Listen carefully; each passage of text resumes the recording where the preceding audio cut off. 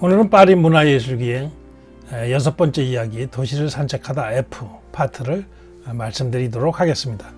오늘 말씀드린 내용은 우리가 잘 알고 있는 20세기 대가 파블로 피카소, 그리고 팝아트의 대표적인 예술가죠, 데이비드 호크니, 그리고 동시성의 문학으로서 새로운 소설의 영역을 펼친 제임스 조이스에 대해서 말씀드리도록 하겠습니다.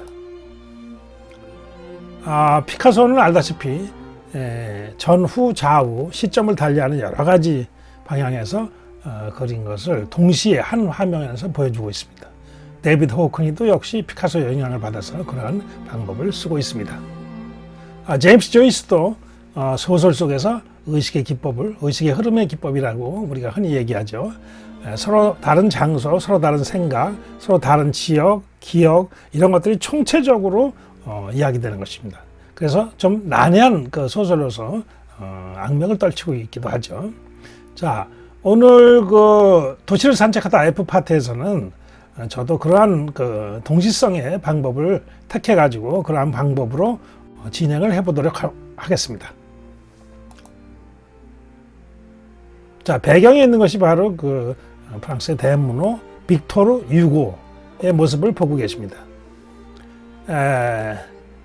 파리의 그 1호선에서는 뱅센역을 중점으로 해서 바스티유, 그 다음에 생폴역이 그 다음 정거장인데, 이 생폴역에 있는 이 성당이 바로 생폴 생루이 성당이라는 아주 유명한 성당이 여기 있습니다.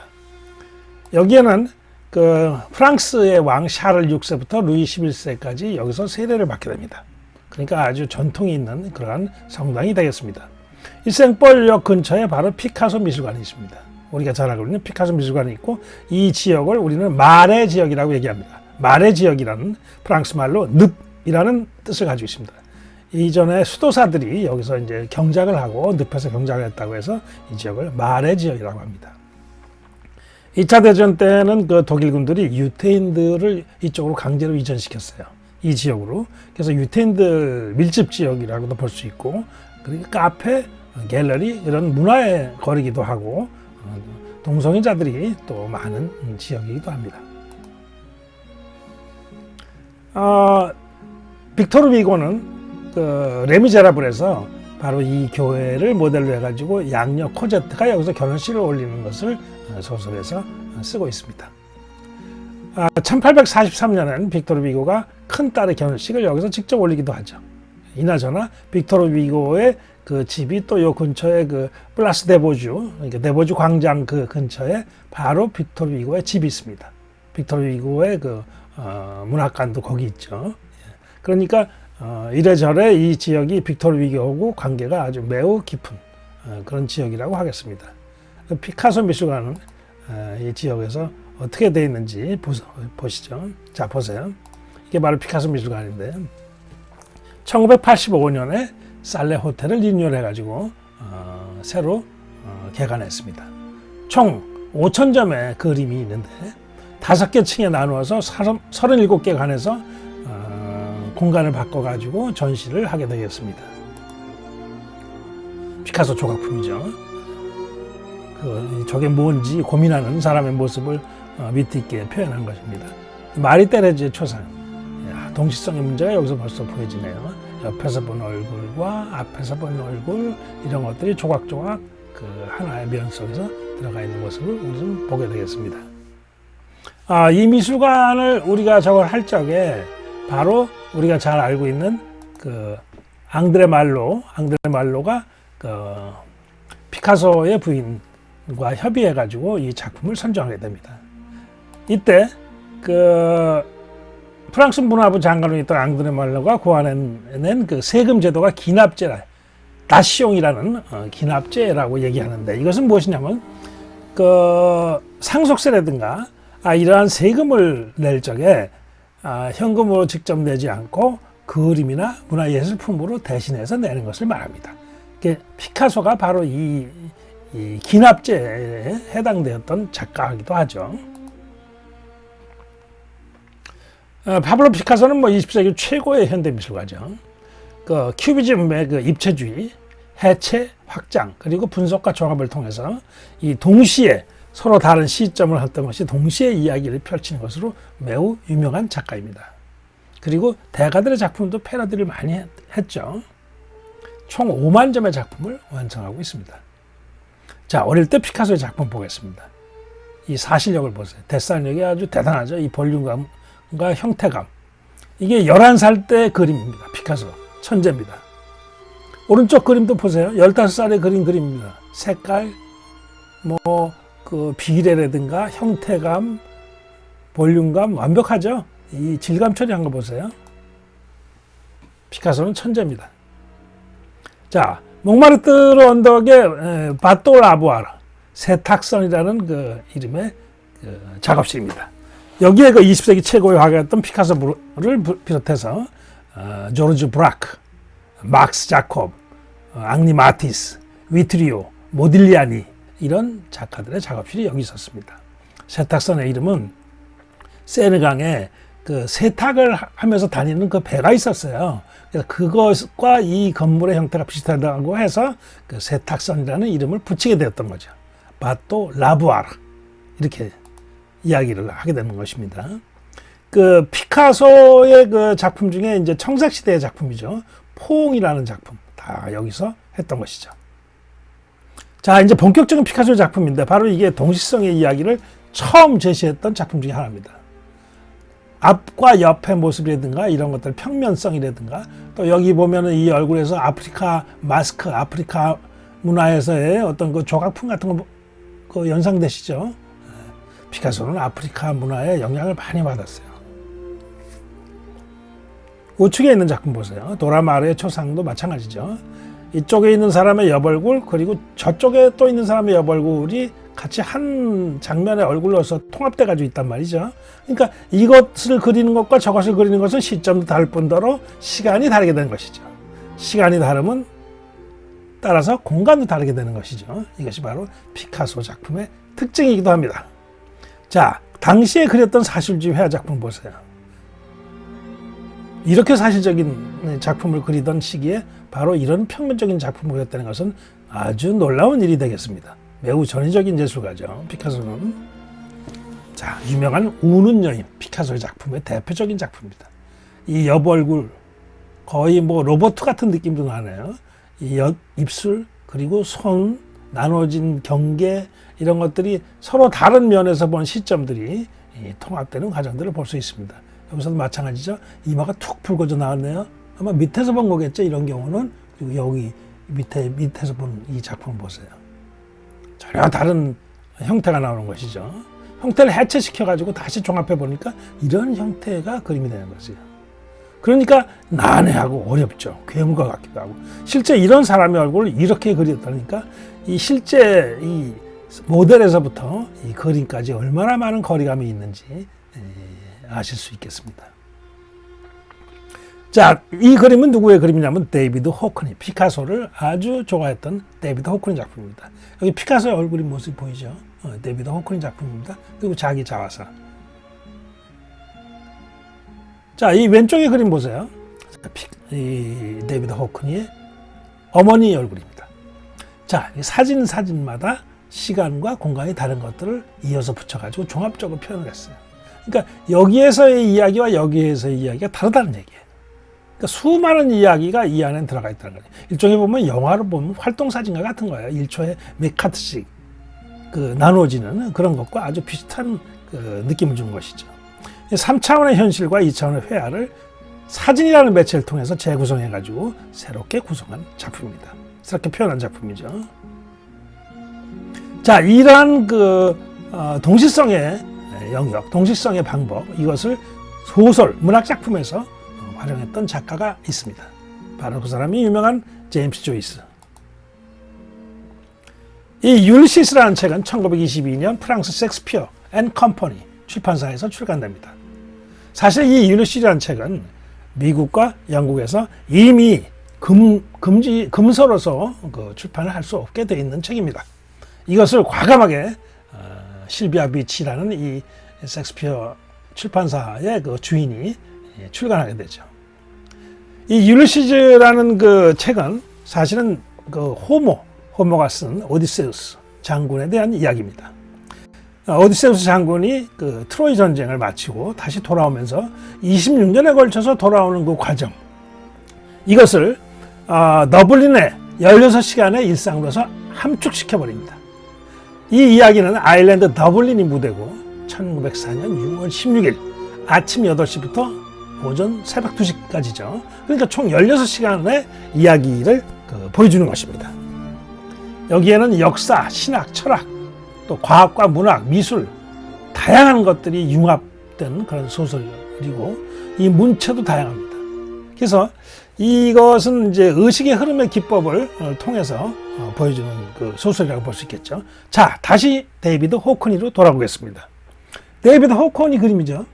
이 사진들 통해서 보여주는 작품인데, 자, 여기에 있는 이야기들이 다 틀리죠. 다 틀립니다. 마치 그 율리시즈의 소설 보면 그렇습니다. 도서관에 갔을 때 이야기와 술집에 갔을 때 이야기, 그 술집에 앉아 있는 사람들의 머릿속에 있는 이야기, 그리고 자기가 연상했던 이야기, 이것이 동시에 튀어나오니까 이게 뭐 이해가 되겠습니까? 매우 난해하겠죠. 이렇게 되니까 그냥 소설을 이해할 수 없으니까 거기에다 각주를 달았어요. 그러니까 주석이 없으면 이 책을 볼 수가 없어요. 유명한 소설가가 이 율리시즈에 대해서 이야기를 한 대목이 있습니다. 그것은 바로 무슨 얘기냐면은, 율리시즈 책을 한 번에 읽으려고 생각하지 마라. 자기가 보고 싶은 몇 페이지 정도의 글을 읽을 수 있는 때까지 처음에 읽어봐라. 그러다가 힘들면은 책을 덮고 1년 후에 다시 봐라. 그러면 제대로 읽을 수 있을 것이다. 라는 그 책을 읽는 방법론을 제시한 유명한 작가도 있을 정도입니다. 그렇게 난해하고 어려운 것이죠. 자, 여기서 보면은 데이비드 호크니 작품 중에 사진의 한계인 이 사진이 원래 원근법의 어떤 그 저촉을 받잖아요. 그 영역을 넘기 위해서 그 시간을 극복하는 그러한 형태의 작품이라는 것을 보여주고 있습니다. 그러니까 이것이 피카소의 입체파 그림과 호크니의 이러한 의식의 흐름의 기법 또는 그 조이스의 의식의 흐름의 기법과 동시에 그 사진으로서 보여주는 시공간의 차이점, 다른 시점, 이런 것들이 하나의 영역에서 합쳐져 가지고 다양한 그 층위의 이야기를 보여주는 것이죠. 피카소의 작품입니다. 자, 말의 우측, 좌측, 뒤, 옆면 모든 것을 동시에 보여주는 유명한 게르니카 작품이 되겠습니다.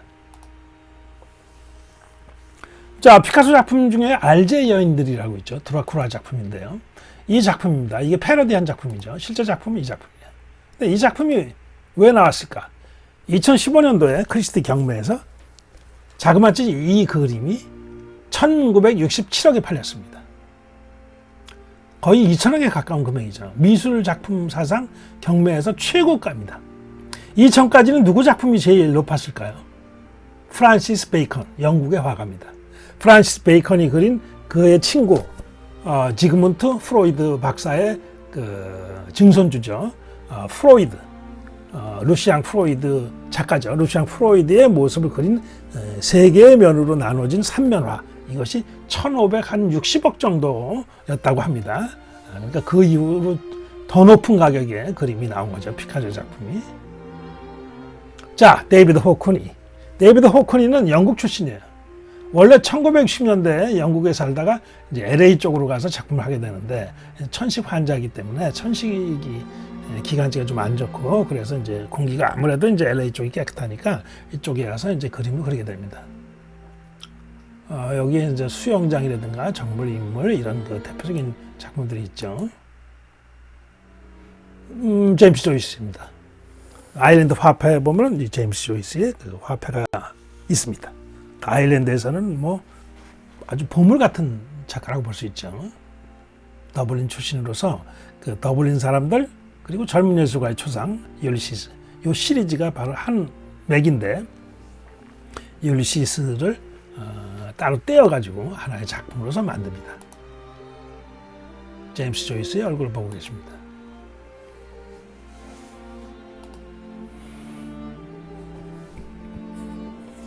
율리시스는 무의식의 세계와 동지상이라는 주제를 극대화한 서구 문학 세계의 끝장이라고 볼 수 있죠. 결정체입니다. 랜덤 하우스에서는 20세기 최고의 영문 소설 100권 중에 최고의 작품을 꼽습니다. 자, 여기 누군지 아시죠?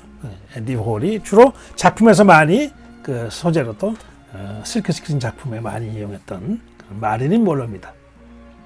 이 마릴린 몰러가 율리시스를 잇고 있네요. 이 율리시스가 18개의 파트로 되어 있는데 바로 맨 뒷장을 잇고 있어요. 이것이 바로 그 유명한 18번째 침실이라는 파트의 그 40페이지에 해당되는 그 몰리의 독백. 즉 주인공이 이제 리오폴드 블룸 유태인이죠. 이 광고업자예요. 이 사람의 부인입니다. 이 몰리가 침실에서 독백하는 자기 생각을 이 생각하고 저 생각하고 이야기를 쭉 내는데 이게 yes라는 영어 문자로 시작해서 또 yes로 끝납니다. 이 하나의 문장으로서 40페이지가 전개되는데 놀랍죠. 아주 길죠. 이 쉼표, 마침표가 전혀 없습니다. 계속 이어지는 문장이 4만 단어가 이어지는 하나의 문장, 한 개의 문장입니다. 이 40페이지가 이 마지막 그 대미를 장식하게 되는 것이죠. 특이한 작가입니다. 자, 섹스피어 앤 컴퍼니 여기서 이제 출간을 했었죠. 바로 여기서. 여기에는 그 아주 재밌는 프로그램이 있어요. 텀블 위드 프로그램이라고 있는데 여기에서 기숙할 수도 있어요. 책들 사이에 그 매트리스가 있어요. 매트리스여서 여기서 잘 수도 있고 이렇게 하는데 작가 지망생들 대개 그런 사람들이 이제 여기서 그 일을 하게 되는데 이 프로그램에 참여해서 조건이 있어요. 하루에 한 권의 책을 꼭 읽어야 됩니다. 그리고 서점 일을 한 2시간 정도 보조를 해줘야 됩니다. 그리고 가장 중요한 게 있는데 그게 뭐냐면 자기소개서예요. 나는 누구인가? 나는 어떤 일을 하고 있으며 이런 자기의 현재, 과거, 미래에 대해서 자세하게 쓴 자기소개서가 필요한 거죠. 이 자기소개서를 모아가지고 책을 냈는데 2016년에 내 마음의 넝마와 뼈의 책방이라는 제목이 꽤 웃기네요. 뼈의 책방이다. 자, 이 이야기는 아주 골격, 그러니까 엑기스만 뽑아낸 한 인간의 그 본질적인 어떤 그 의미를 그 발췌한 그런 책이다. 이런 뜻이겠죠. 여기서는 이제 가끔 토론회와 음악회도 열립니다. 이쪽 우측에 있는 포스터 있잖아요. 이게 미드나잇 파리의 우디 앨런의 그 영화 포스터입니다.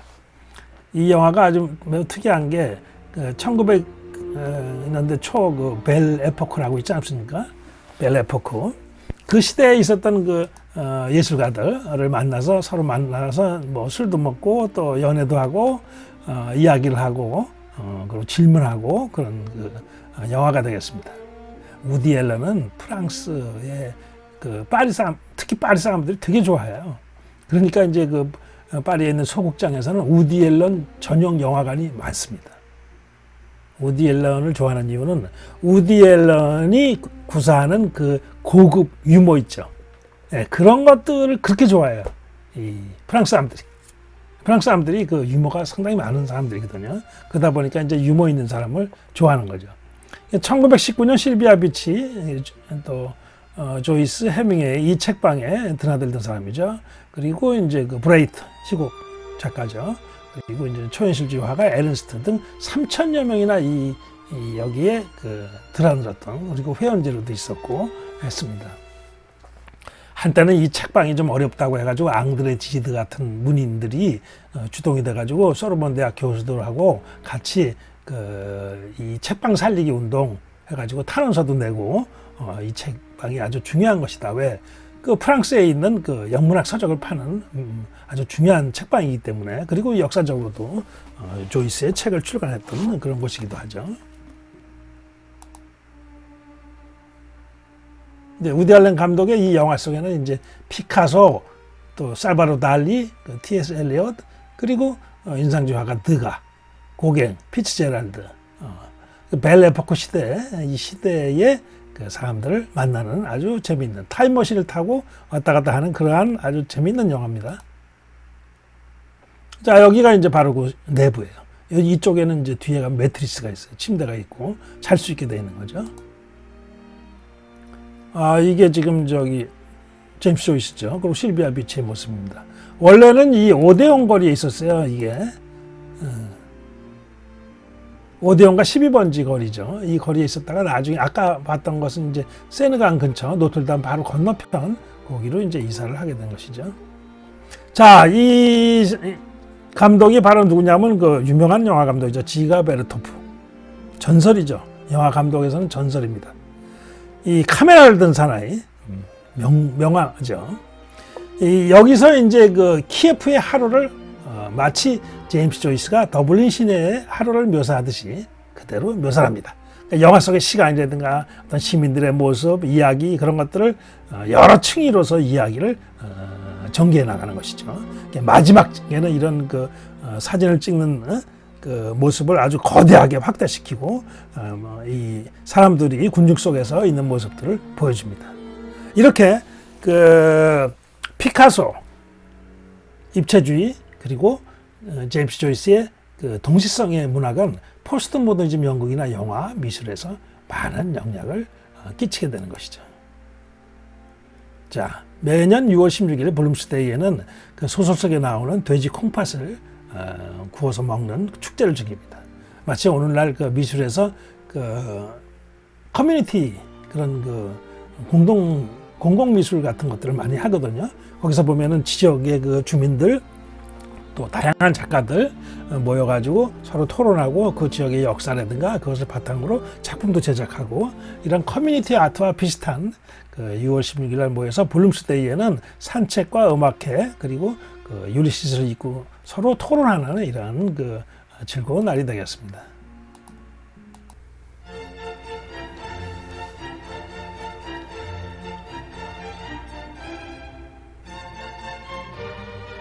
춤추는 사람의 모습과 관객들 그리고 피아노 치는 사람들 이런 것들을 몽타주 시켜서 교차 편집해 가지고 보여주고 있습니다.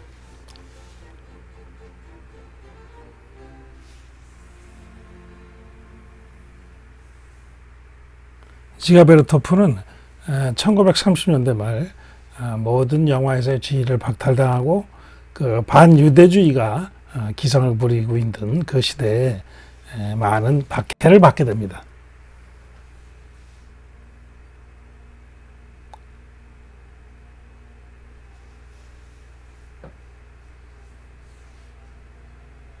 전차의 모습도 다양한 시각에서 다른 관점에서 보는 모습들을 보여주고 있네요.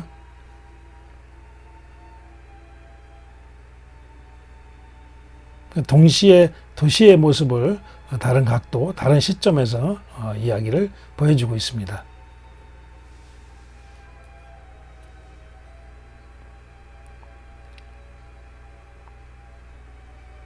허구가 아닌 진실된 삶의 그 도시 곳곳의 모자이크를 하나씩 꺼내서 영화 속에서 진실하게 보여주고 있는 것입니다.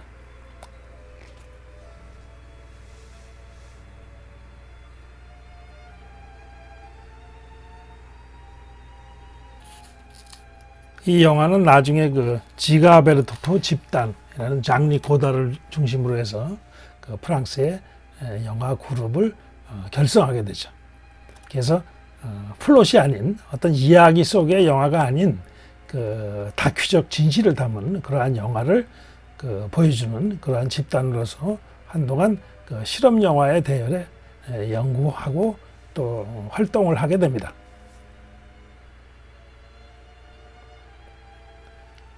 다음 시간에는 그 영국의 화가 프란시스 베이컨과 그리고 그 몽타주 기법, 세르게이 에이젠슈타인 등의 그 영화 세계에 더불어 다양한 이야기를